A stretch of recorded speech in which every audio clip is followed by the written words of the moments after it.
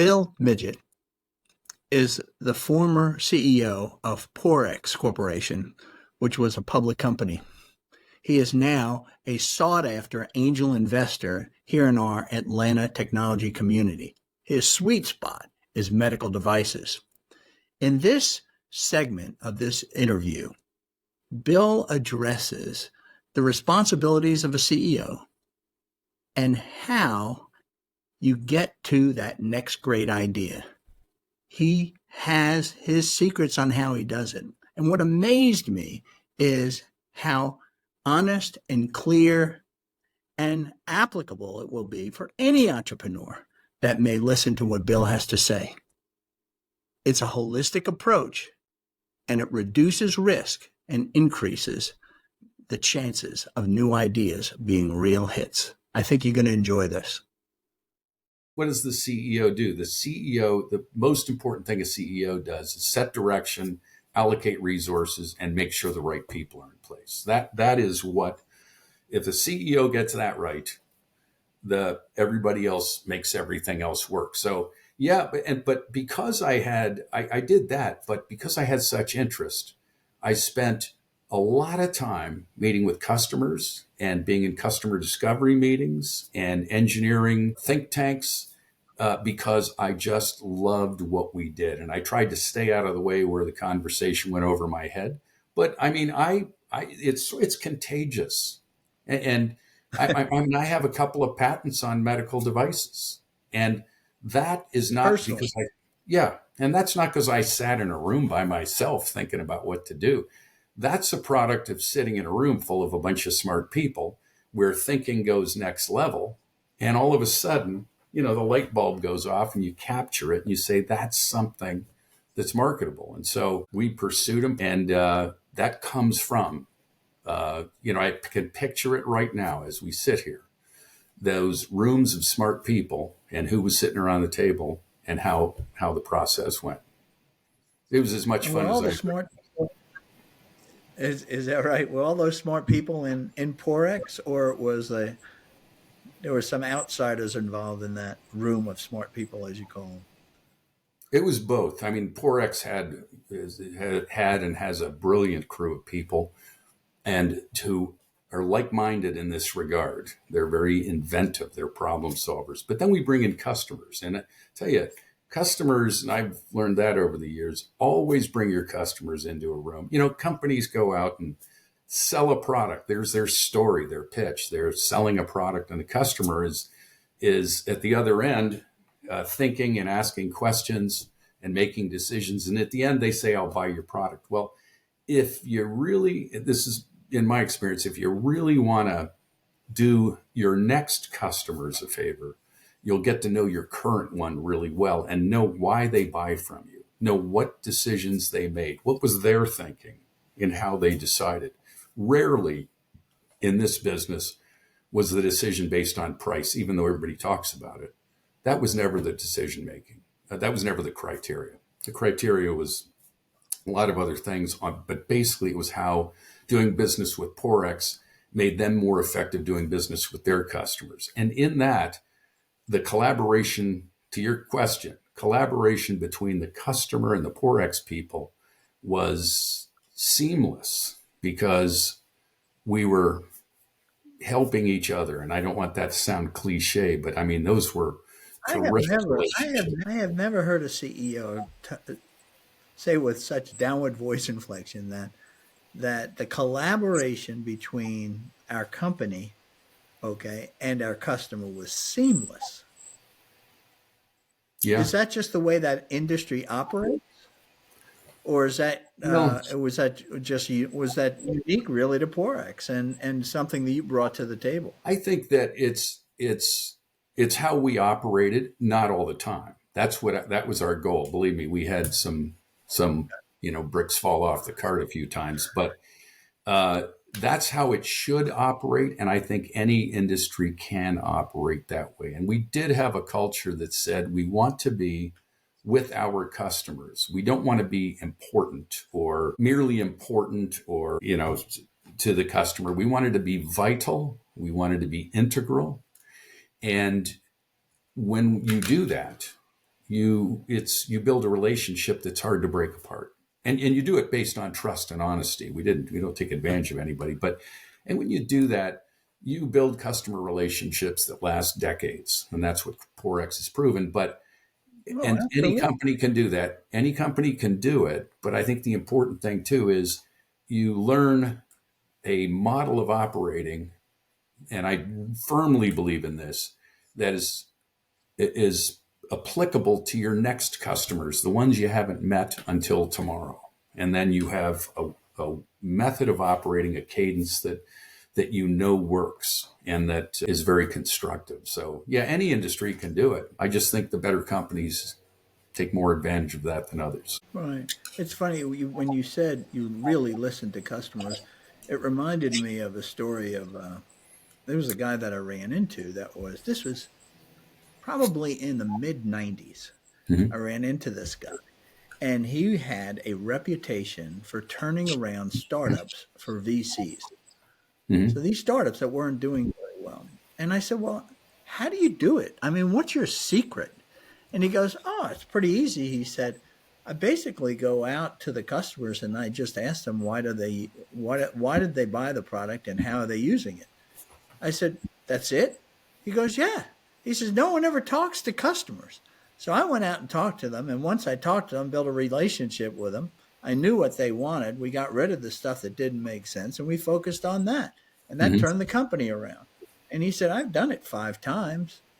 I was Yeah. like, the simplicity of it is kind of ridiculous, but Well, it's pretty amazing the way he pulled it off. I think it's absolutely right. And when I say a CEO, the number one job is to set the direction. It doesn't happen Hmm. sitting in a room all by yourself, reading something out of a book. It is, I agree with that. I think that's the only way because your customers hire or fire you every day, right? I mean, and that decision that they make, I mean, the rest of it is chasing, running around in circles unless you have the customer hiring you every day and It's rehiring interesting though. you. You made the comment though, the CEO sets direction, Allocates assigns resource. resources, Yeah, so allocates. resources, and then the last thing was the right people, right? Yeah, get the right people on. Larry Bossidy, I knew Larry Bossidy, who was the ex CEO of Honeywell and Allied Signal, and he used to say all the time, "Get the right people on the bus." And I love the expression because the bus is moving. Yeah.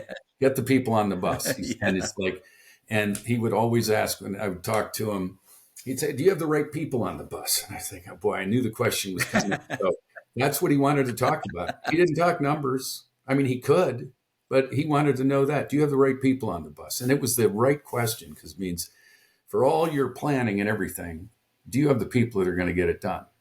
Otherwise, it's just a bunch of slideshows. I agree with that. I talked to. In fact, I was giving my son-in-law, who's got a business now. That's a reseller business, okay, Mm-hmm. and it's growing very, very rapidly in the segment that he's in. And he's got a great partner. They're a great team, and off it's going. And of course, they're starving for cash, right? Because it takes money to make money. Particularly if you got inventory.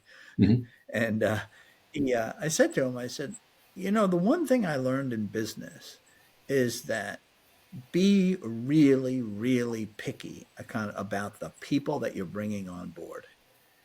Right. Even if that you're bringing them on more slowly than you would like.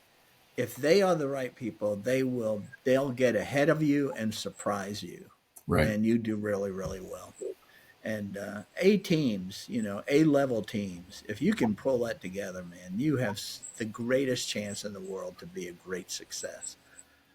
Well, Versus dealing with turnover and wrong person and all that messes that you do.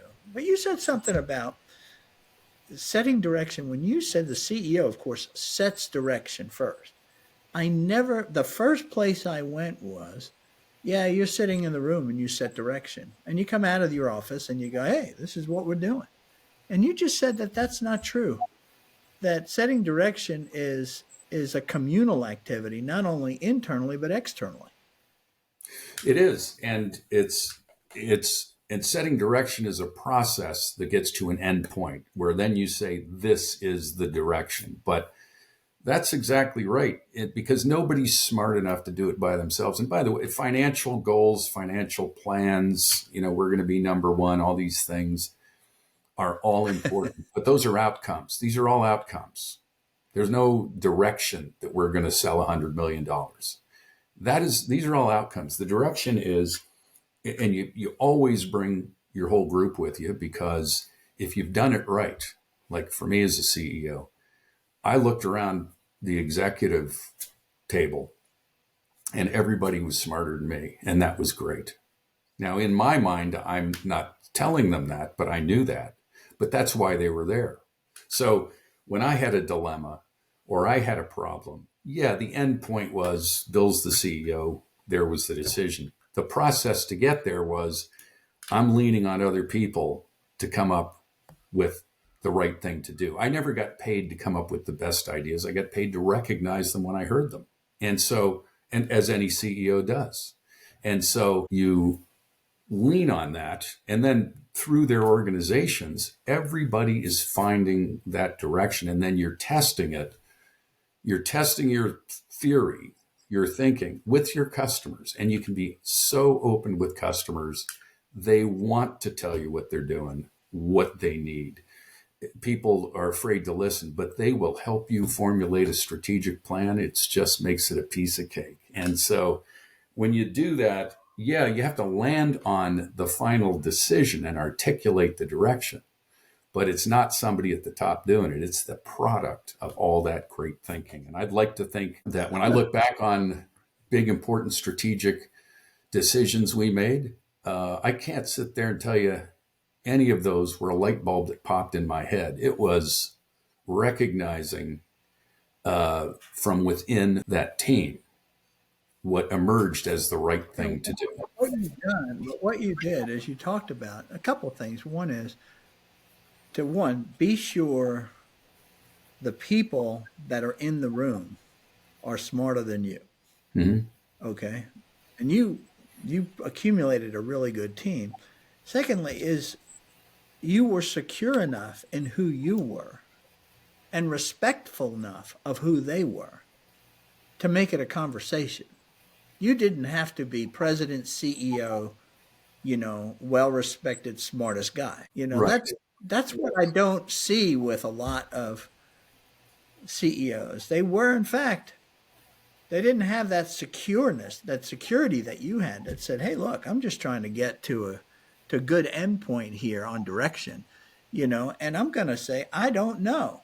I don't know. I have a few ideas, but I don't know. You're telling your staff and your peers you don't know, but you're also telling your customers you don't know.